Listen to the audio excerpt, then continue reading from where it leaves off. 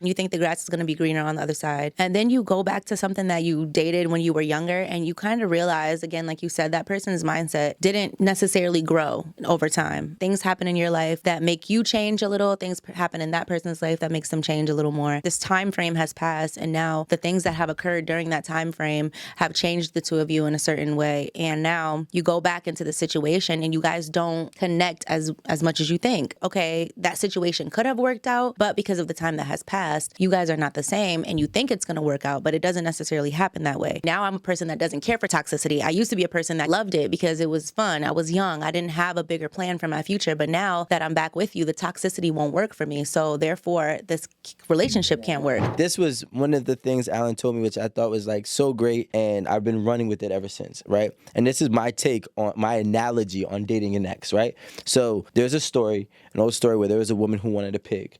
Okay, this woman wanted a pig, and she was a very rich, wealthy woman. She got the pig, she got the baby pig, and she dressed it up in all designer. She put diamonds on it, diamond necklace, everything. She made the pig everything that she wanted, right? And then as she, had the pig, one day it started to rain, right? And she got caught in the rain. And the pig almost broke her arm to jump out of her arms so it could run in mud.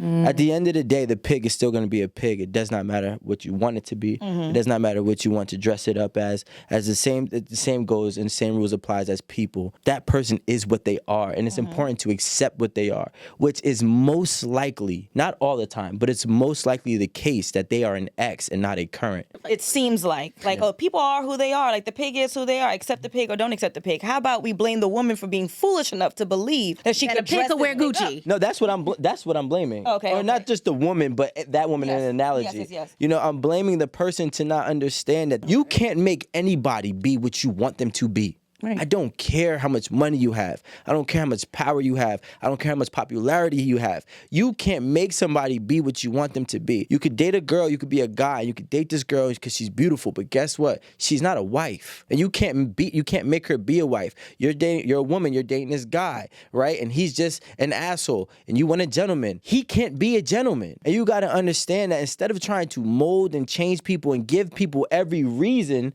to change, you just got to give yourself every reason to move on. If I had to take a poll, right, and this is just an educated guess stat, I would say 80% of people who left their ex and doubled back to their ex is because they thought that they can qualify for something bigger or better, and they don't. And so they realized that what they thought their market value was and what they thought they could obtain, they can't. So now they're trying to go back to where they technically belong. But like you said before, that doesn't mean that person is going to accept you back, especially if your ex has now climbed the charts and now they're above where you met them and you're still at the same spot where you left them. I think it's important if you're gonna leave somebody, you need to make sure that you understand that you're going to come back. If you ever decide to revisit, you have to be a better version of you. You have to be a more established version of yourself. You have to be a more, equipped, whether it be assets and or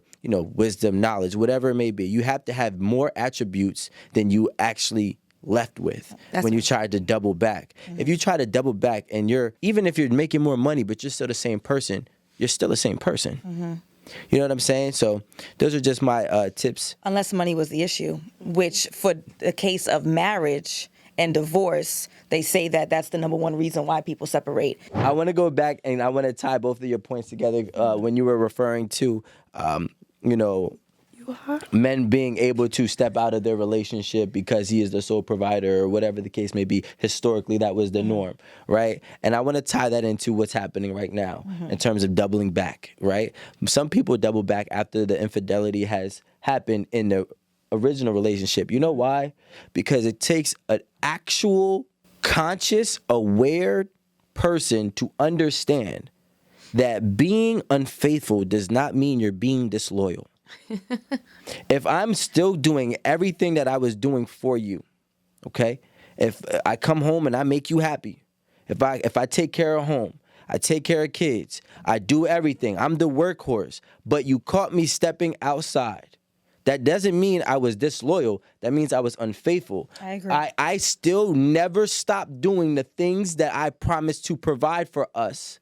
And I still never stopped making you unhappy. Granted, if you are doing, stepping out because there is an unhappiness, that's way different. I'm gonna just go on a tangent a little bit. Sorry. I love it. But thought-provoking. Now, when you're with a woman, right? She's doing a lot of things to bring. When you're with a woman that you love, obviously she's bringing a lot of things to the table that you obviously need and desire. So if she steps out on you, you once said that you won't take that woman back. Why? That's not what I've ever said. Actually, in fact, I love correcting people. In fact, the way I actually got my job at 8 at the table, the way I got my job at 8 at the table was saying that if I was doing it, especially if I was doing it as well, I got to charge it to the game. And I realized that life, first of all, I stepped out in other relationships. So if I'm in a good relationship, and most men are probably going to deny it, but I realize that most men are just going to deny it to themselves.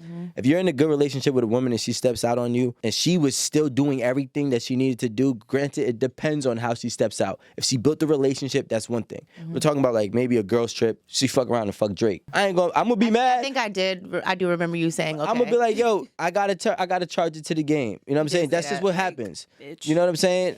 But if you go out and you go get a Pico and not a Rico, then we have an issue. Like, you're not gonna go below this. Nah, I know you're just desperate. Okay. But that was just to clarify. But back to your point though, about the loyalty, disloyalty, unfaithfulness. So that is so key. When I work with my clients, I ask them, what do you want? Like the notebook, like, what do you want? Yeah. And many times people use this term of, I want someone who's loyal. And that's not the word that they actually, I'm like, let's Google it. Like, are we sure that the words that you are using and the attributes that you're looking for is actually descriptive of what you want? And that's exactly it. Like, I want someone who's faithful.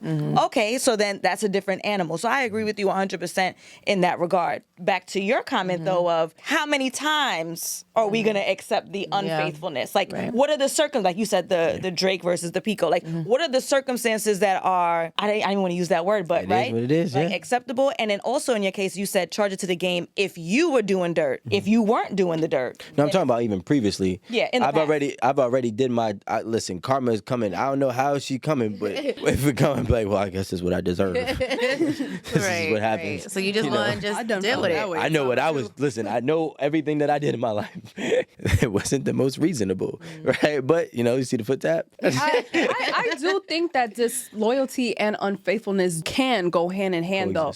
Because you're unfaithful, but still be loyal to me. Like, I understand what Rico was saying, like, he's still doing all of these things, but what are you telling this side bitch? Like, what are you telling this girl that you're cheating? Are you saying, like, my wife at home is a piece of shit, like, oh, she's so annoying, blah, blah, blah? You're disloyal. Yes. But if you be like, I'm fucking you, but I love my wife. Like, I'm not leaving her. This is not like we're not going to be in a relationship. Like, I love her. I'm going back. I can't. How you talk about that's me right there. How you talk about me behind my back is you being loyal to me. So I feel like that goes. And they love it. They love it. Women love that. It's sickening. Ew. Women love.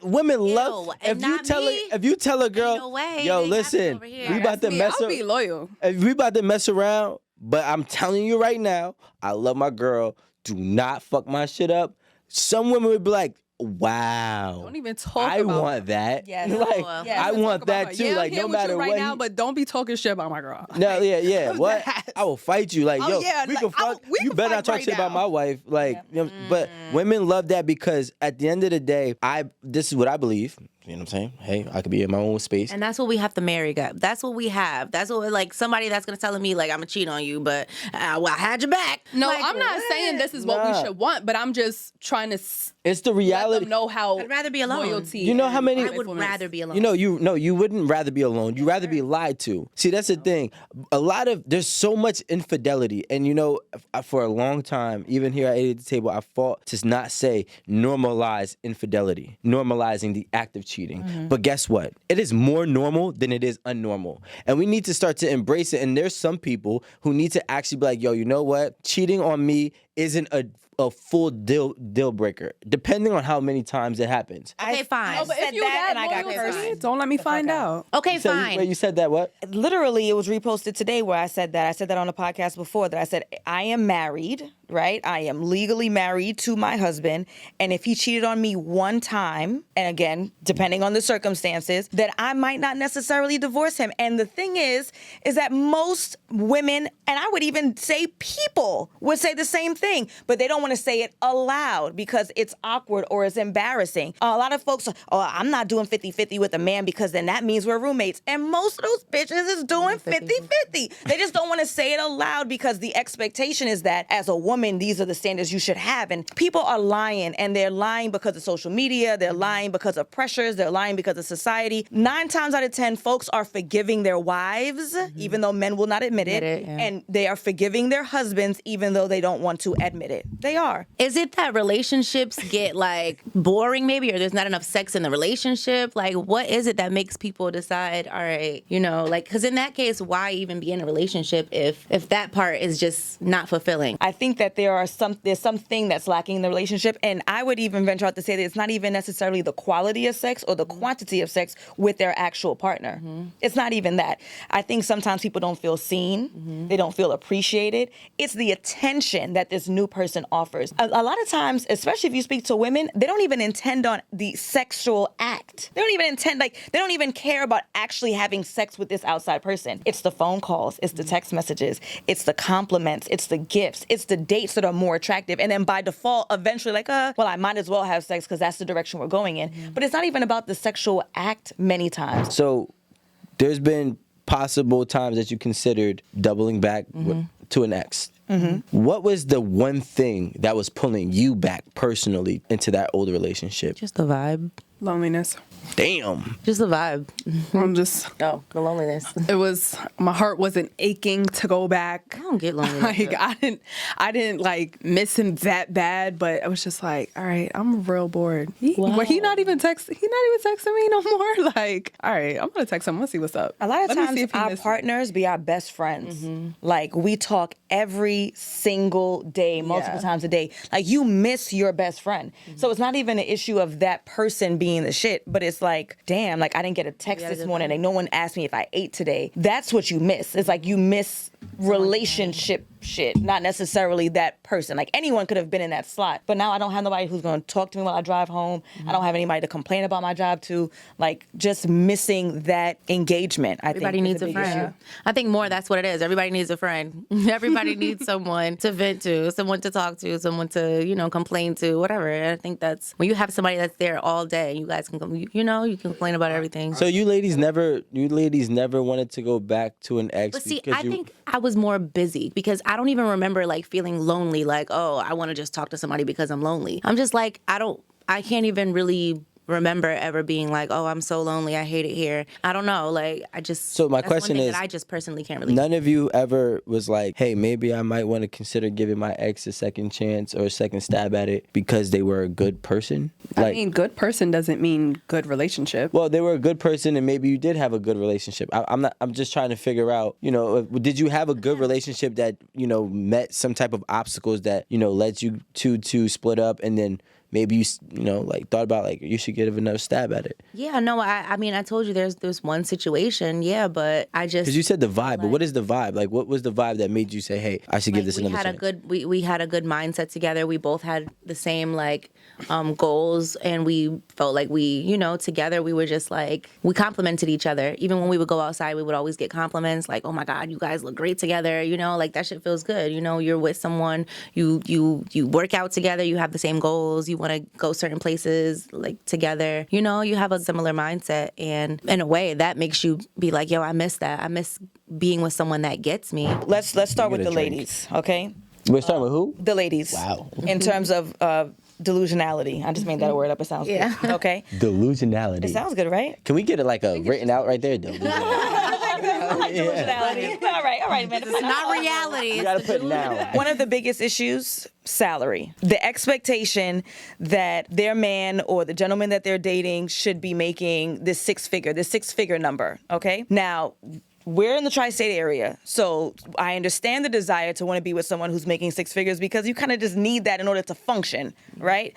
But this expectation that that's what someone should be earning in order for them to be worthy of you is impractical, and I'm going to tell you why. That they could lose their job in any given moment. So if you're giving someone a chance based on how much money that they make, and tomorrow they are unemployed and homeless or whatever it is, then you're now stuck with the dude who's unemployed or homeless because you only messed with him because of how much money he made. Secondly, it's not about how much money you make, it's how you manage it. Somebody could be the top cardiologist at a hospital making $400,000 and they own 10 cars and they have 4 houses that they're underwater and they're paying child support and alimony and they're broke every week. So looking at a specific figure as a measure of whether or not you should date someone is problematic, and it's not going to work. So that's one of the biggest issues that I see with the ladies. Secondly, with the ladies, height. In what world does someone's height dictate how well they're going to treat you or how good of a husband or father they're going to be? There's nothing about that man's height that's going to make him a better human being.